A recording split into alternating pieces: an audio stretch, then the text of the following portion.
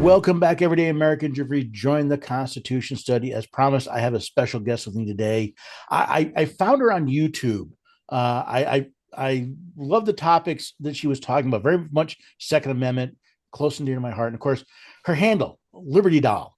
How can you not check that out? So I thought it would be a great conversation. I thought it'd be one you would love to listen in on. So, Liberty Doll, welcome to the Constitution study. Thank you for joining us. Well, thank you for having me. It's very exciting. As I said, I saw your video on YouTube, and like I said, Liberty Doll kind of got my attention. And for those of you on the radio, Liberty Doll is a doll, not the plastic type. She's a good looking woman, and you've got your content is good, and I love the way you approach these topics. Before we get too far in, tell me and your audience a little bit more about you and your channel and what you're doing.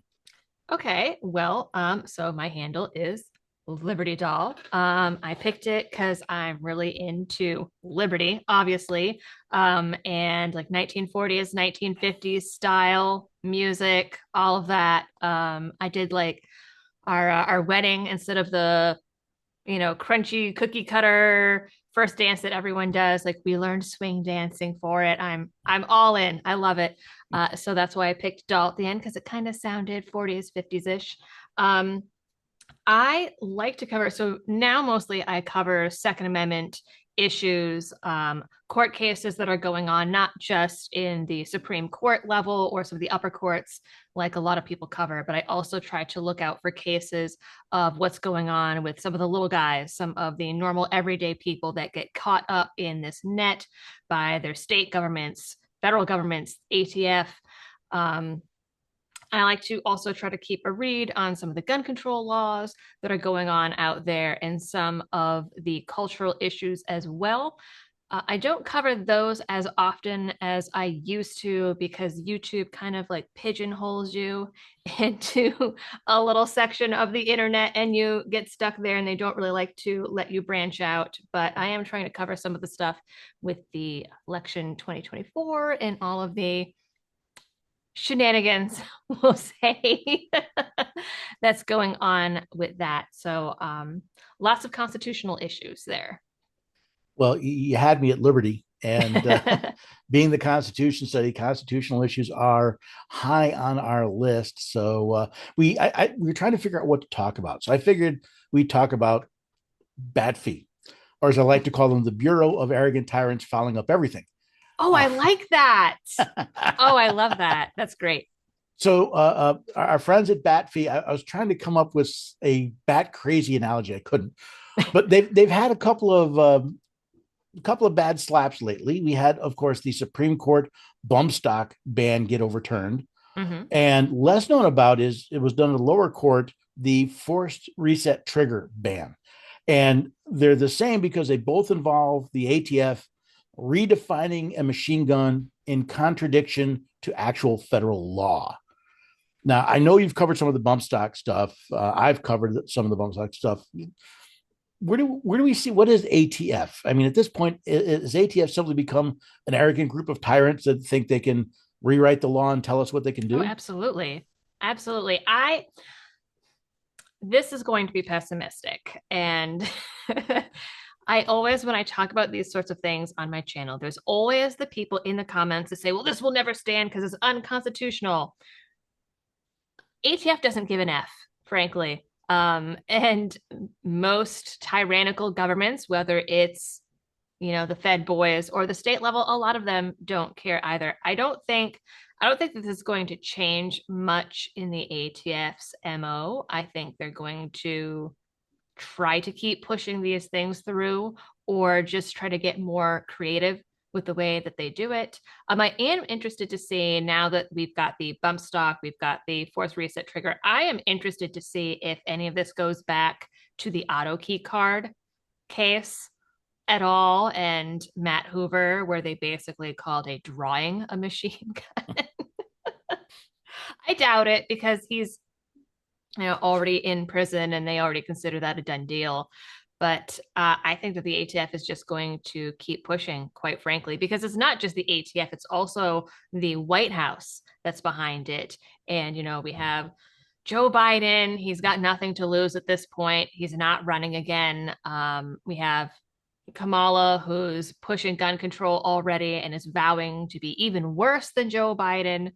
If we have another quote unquote well-funded cabal that tries to quote unquote fortify the election as they bragged in Time magazine, and Kamala somehow gets in, I think that there's going to be even a bigger push. And I mean, frankly, the federal government doesn't care about doing illegal federal things. That's my take. Here I say that the Constitution is ink on parchment. Mm-hmm. It's not gonna jump in some superhero pose like a Marvel superhero and start dope slapping these people for Yeah, violating it. It's a tool, and sadly, it's being left rusting in the dust, waiting for people to pick it up and use it. right. Which, of course, is a lot of what I work on, is helping people understand it's a tool for you to use. Mm-hmm. It's not a tool for the politicians to use. It's a tool for you to use. And once you learn how to Absolutely. use it, and the real power that the American people individually have and collectively have, it changes your whole focus. You talk about liberty, which personally I define as living your life as you see fit without unnecessary external influence. Yes, It's a absolutely. it's a paraphrase of Noah Webster's 1828 dictionary. Mm-hmm. We've lost this idea. We keep looking for government to do our stuff for us, and then we're surprised when they do stuff to us. That's very accurate.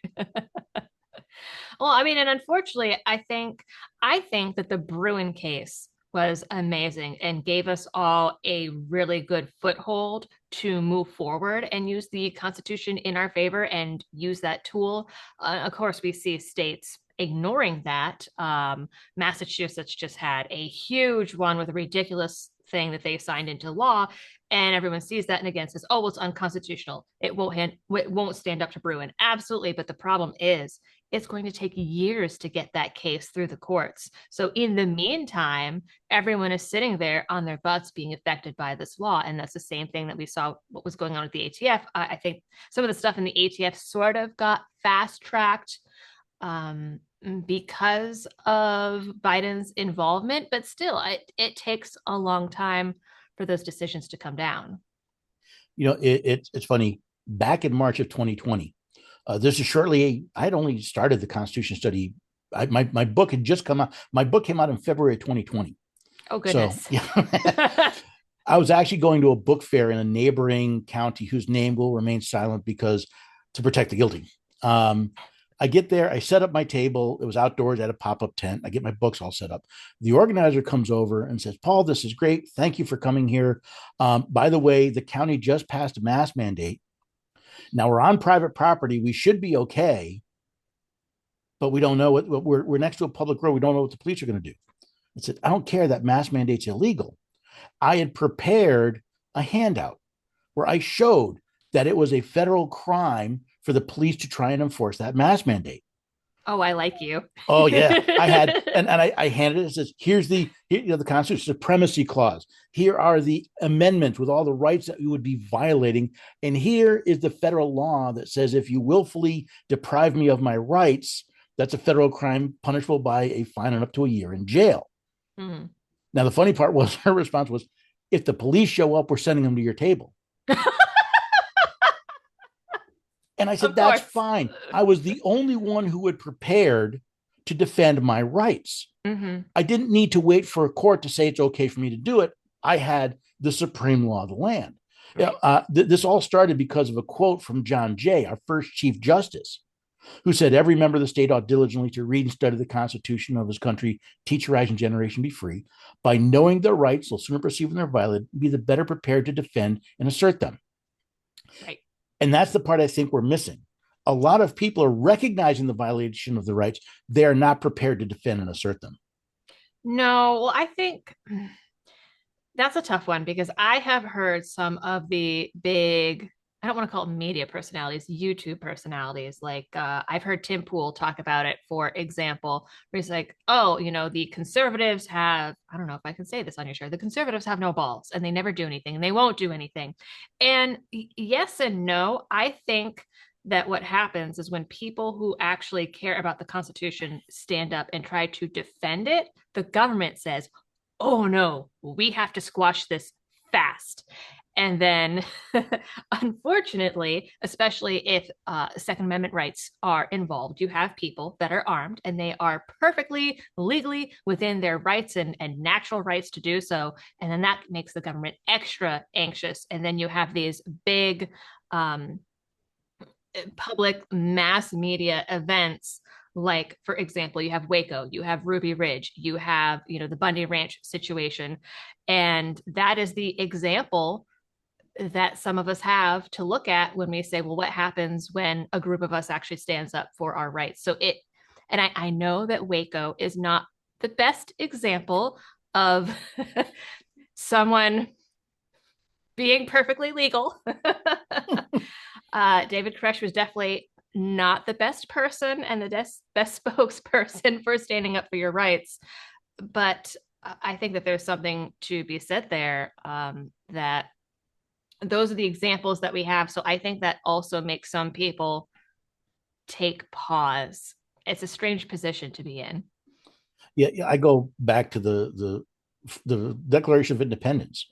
Mm-hmm. They knew they were committing treason, and they said to this effort of independence, we pledge to each other our lives, our fortunes, and our sacred honor. Mm-hmm. And I started this kind of as I started learning the Constitution. I wanted to speak, but I realized this is really about my daughter and the Yeah. country I am leaving her. It's not as free as the one that I had inherited from my parents. What can I do to make it better? What can I do to make my county better, and then my state better, and then eventually it works up to the feds? But I don't have to fix it.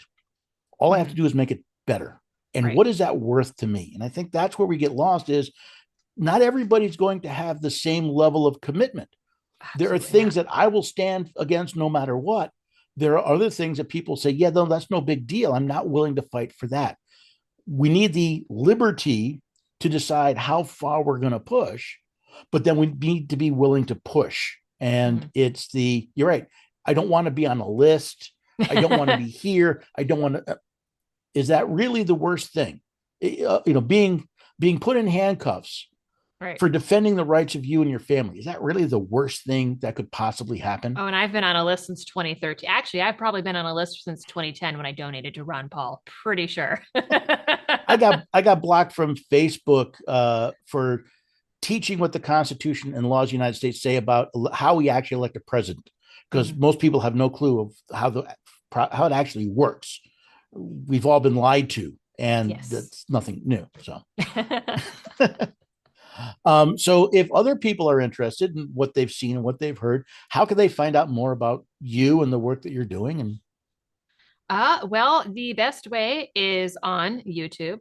Um, YouTube, I think it's the Liberty Doll on YouTube, because I think there was someone that makes some channel about actual dolls called Liberty Doll. But you'll find me. It's easy enough to find. I am also on Rumble. I am on Twitter, though I'm not very active on it, because I just don't have time to try to come up with hot takes all the time and get noticed over there. And I also am on Facebook, but I'm pretty much never active over there because Facebook doesn't like me. So your best bet is YouTube and Facebook. okay, so I'm yeah, sorry, YouTube and Rumble. Oh my Rumble. goodness. I didn't know. I'm going to start watching on Rumble because I've been watching you on YouTube. I didn't know you had a Mhm. Rumble channel. I do. Yeah, excellent, excellent. You know, as we got just a minute or two left before the end, I've been asking questions. Is there something that you'd like to maybe explain to my audience, or something that's on your mind, something we should keep an eye out? Maybe a upcoming video. Well, let's see, upcoming videos, because it's news items. A lot of times they get written and filmed last minute. So I don't even remember what the topic of today's is that I still have to go through and finish editing. Um, but I mean, I would say to go back to your previous point about leaving the country a better or more freer place for your daughter. I think that a lot of people have their eye on the prize of the big federal laws. And while those are a huge issue and definitely need to be addressed, I think there's a lot to be said for starting things out at your county level and at your state level. I used to live in Massachusetts. It was a lost cause for a lot of different reasons. We got out of there. I'm in South Carolina now, and I have landed in a community that has been amazing with their advocacy work for liberty in this area. And through, just a bunch of moms basically lobbying, we have gotten to a point now where like mask mandates are illegal here. The state is a Second Amendment sanctuary state, and my individual county is a Second Amendment sanctuary county. They have passed laws against certain federal gun laws here. We have made it so that, during COVID, the vaccine passports were illegal. They're even trying to make a gold standard here, which is pretty interesting. And there's lots of different things that you can do to try to at least make your area more free. And there are a lot of folks out there who are very disenchanted by the system. I'm disenchanted by the system. And they say, well, your vote doesn't matter. Well, I think that at least on the local and state level, it absolutely does. And there are some people that will say, especially in the libertarian community, that well, going out and voting is imposing your will onto someone else and is in itself somehow unconstitutional. I think there is such a thing as defensive voting and voting to defend your liberty. So I guess that's my little message. It's funny because I'm originally from New York. In fact, I lived most of my life right across the border from Massachusetts, right off I-90. Oh yeah. Now I live outside of Nashville, Tennessee, so I'm also a refugee from the empire. So that's great. Liberty Doll, it's been fun. I hope we can have you back and absolutely find some other things to chat about. It was a lot of fun.